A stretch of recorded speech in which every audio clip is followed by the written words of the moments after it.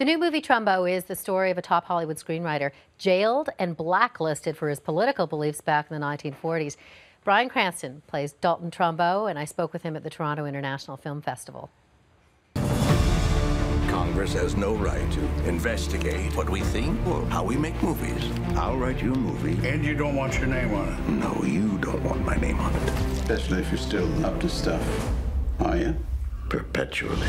It's a fascinating film for people to see history come to life, and that's what, Trumbo does, that's what your role does.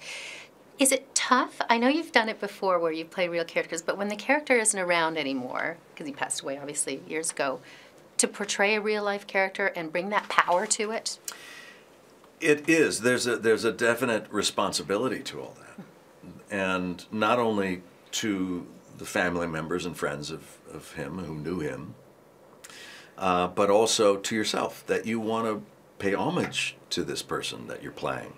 Not in sense of judgment, but I want to get in his skin and feel what he may have felt like, as close to it as you can. And there's always that little bit of nervousness that when you first start, accept a role that, boy, he's outside of me. I don't know, will I ever get him? Will I ever be able to really understand him and feel him?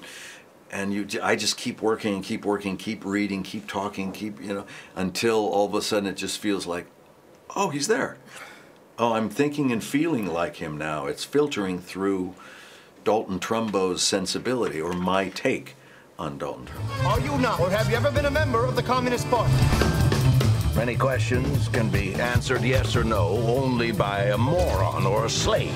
Did you know anything about his story? I mean, so many of us would know, okay, McCarthyism, all of that went on. This is a few years before, and it's one person's story, but it really represents what happened in that era. Yeah, we had to take, there were a lot of people. There were 19 members of Hollywood, writers and producers and directors, who were subpoenaed. Only 10 of them were summoned actually to testify.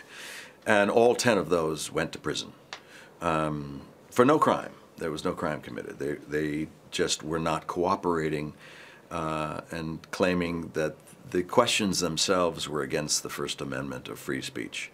You have no right to ask if I'm a member of an affiliate of a union, or if I'm a member of a political party, any more than you have the right to ask what religion I practice, or who I voted for, or any of those personal, private issues. And it was an abuse of power at the time. And this movie hopefully reminds people that we can't let abuse of power come back in. The TSA issues that are coming up now, and freedom to wiretap anybody at the drop of a hat. It's like, no, there has to be reasonable cause. There has to be justification behind it. You can't take just a net and throw it over people. There's harm there. There's damage there.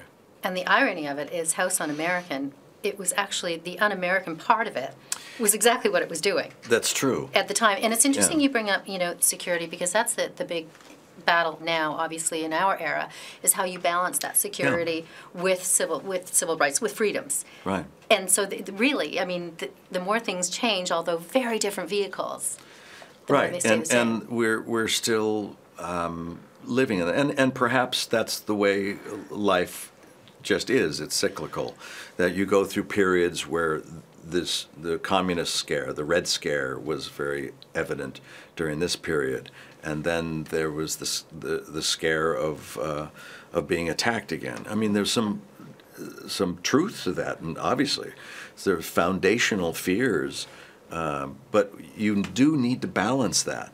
How much loss of personal freedom are we in order to stay fair? And everybody has a different subjective point of view to that. And the most important thing is to not stop talking about it.